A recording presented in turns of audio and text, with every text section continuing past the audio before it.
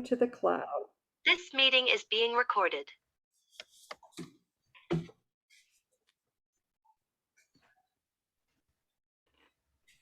Good morning or good afternoon, whenever you're watching this. So this is Artful Prayer, and today we're going to talk about mandorlas. I'm Cindy Woodling. If you've done Artful Prayer before, you've seen way too much of me. But I'll remind you that our next monthly session is Thursday, February 10th. And Brenda Robinson's going to be our leader for that. She has some really great ideas set up for, I think, Black History Month, at least is what she's thinking about now. Oh, Sarah and Barbara came. Let me get Sarah and Barbara. Okay. Welcome, Sarah and Barbara. Are you online, Sarah and Barbara? Yes. Okay, perfect. In case you don't know, you need to have a round object to trace around for your paper today. So get a small plate or a large cup, something so you can make two circles on your piece of paper. CDs work well. CDs work well. Old CDs are great to hold on to. Exactly.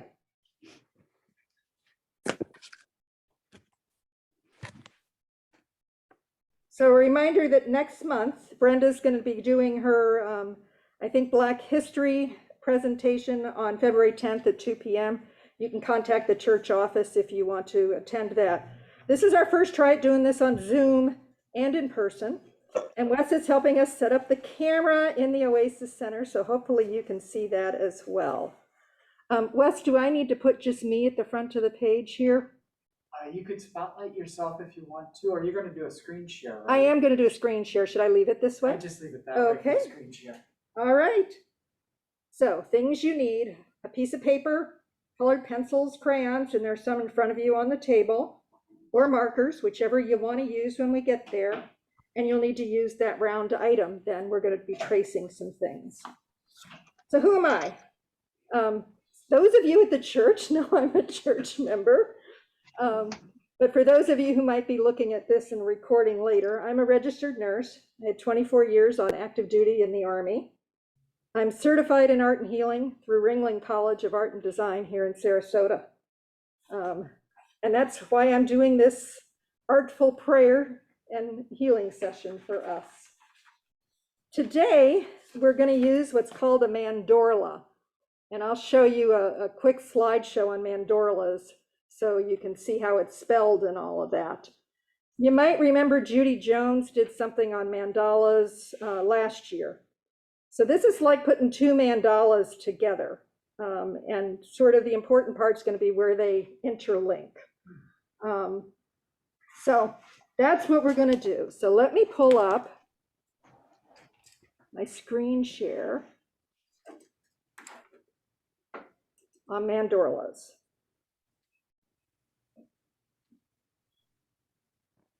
I just click share on my paper. There we go. All right. Can everybody see that? Uh-huh. Yep. And let me get this out of here. There we go. So mandorlas, they were used in sacred geometry. They've been used in Christian art since, the very beginning of time. Since the beginning of time, since Christ was born anyway. Let me get to the next one. Okay, mandorla, for those of you that speak Italian, means almond. Davvero. Okay, very good. It's made by drawing two intersecting circles or mandalas, and it's that almond shape that's in the middle. So here's a picture of how they use it in sacred geometry, and they do all sorts of triangles. We're not going to get this complicated, so don't worry about it. But it's also known as, and I won't pronounce it right, but the vesica piscis, which actually has the word fish in it. And we're going to talk a little bit about why it has the word fish in it. In early Christian art, the mandorla is often used to depict Christ being part of the divine and also part of the world. So one circle would be the divine, one circle would be the world. Some Christian art actually places Christ right in the middle of the mandorla in that piece that looks like an almond, so that it looks like he's actually part of both worlds. And that's why it was considered part of the importance in the Christian art early on. So here's some examples.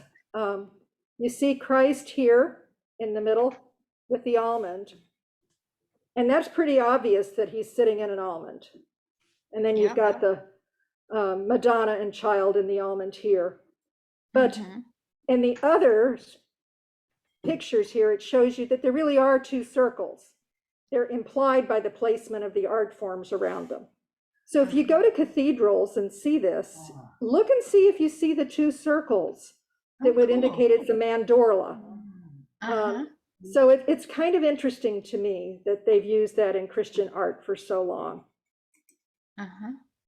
Here's Christ actually sitting right on the mandorla. You've got two circles, and he's sitting right there in the middle on that almond part.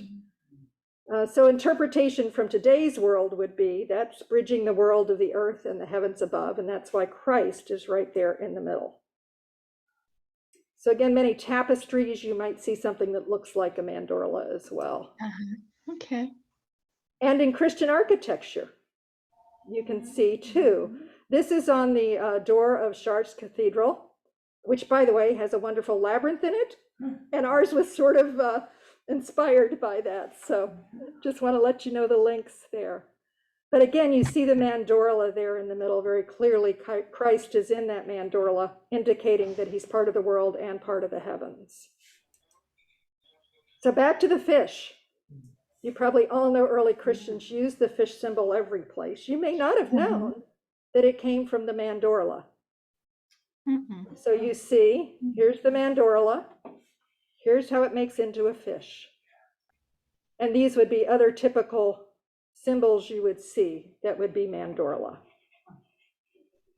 So relax, you're not going to draw any of those. We don't expect that kind of art from any of us today. You're not even going to draw this. But I did want you to know that in modern art, a lot of mandorlas are just done with designs. So you don't have to think about it being people. It could be just designs. And this is one that's in progress. It's often abstract, and you just do whatever you think really looks nice in the two circles. And you can imagine what they might have been thinking about doing, what you would do in that mandorla in the middle. Today, we're going to do something that's more called expressive arts. This is one I did last year. The mandorla in expressive arts is often talking about conflicting emotions, things that might be on either end of an extreme or different time frames like before and after. This was done last year when I thought 2021 was going to be after COVID.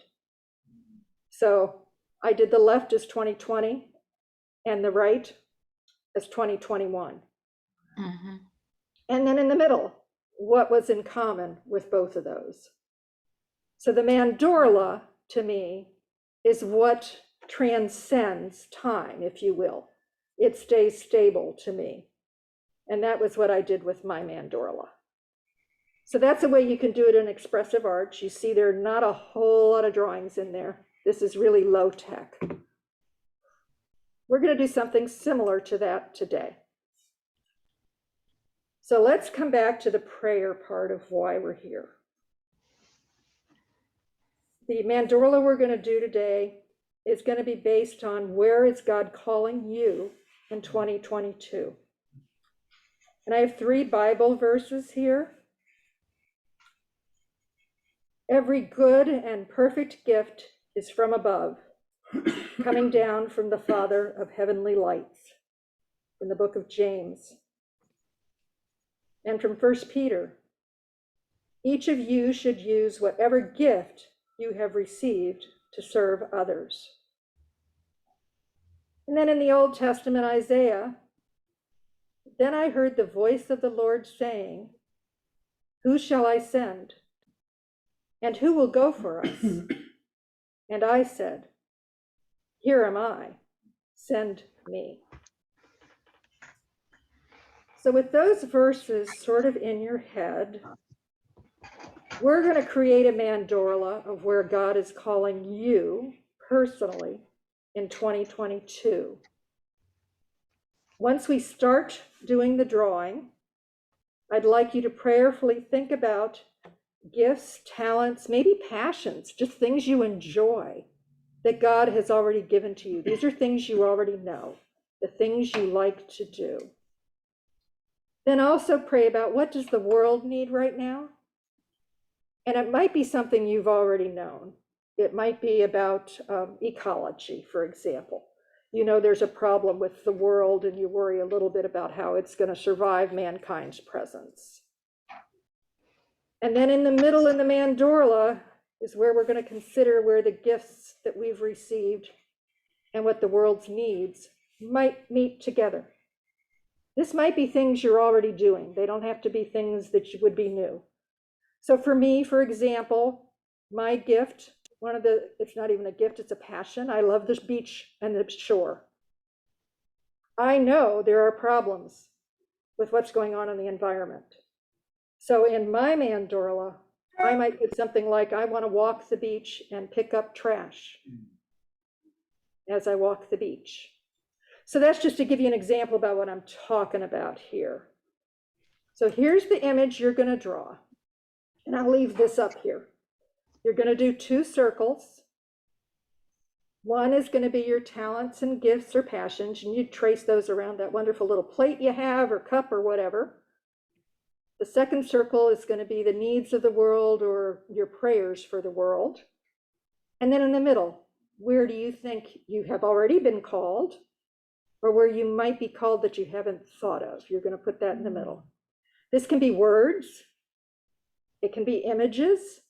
So you don't even have to put words in if you don't want to. You can draw whatever you want and just make it your quiet prayer so that it's only in your head. That's fine. It doesn't have to be words. But it could be words. You know, I had a mix of those in the one that I did. So we're going to stop the recording as everybody draws their own mandorla. If you're doing this from the recording, I recommend you put on some soothing music. We're going to do that here in the room and on Zoom as you draw, and that you do some journaling afterwards, which I'm going to recommend to everybody here too, because you'll do this in a group, and the group that's here will share, those that are not on the recording. But when you're watching a recording, you have no time to share with anybody. So share it with yourself, write it in a journal, and share a little bit about what was meaningful to you and what you thought. So we're going to take a few deep centering breaths before we start.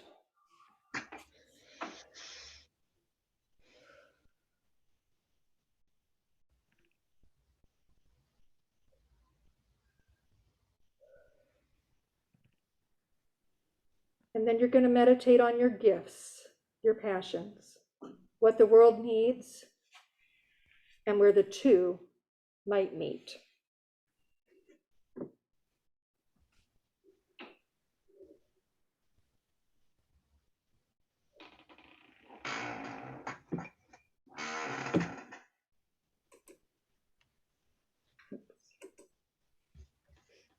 Wes, where do I turn off the recording?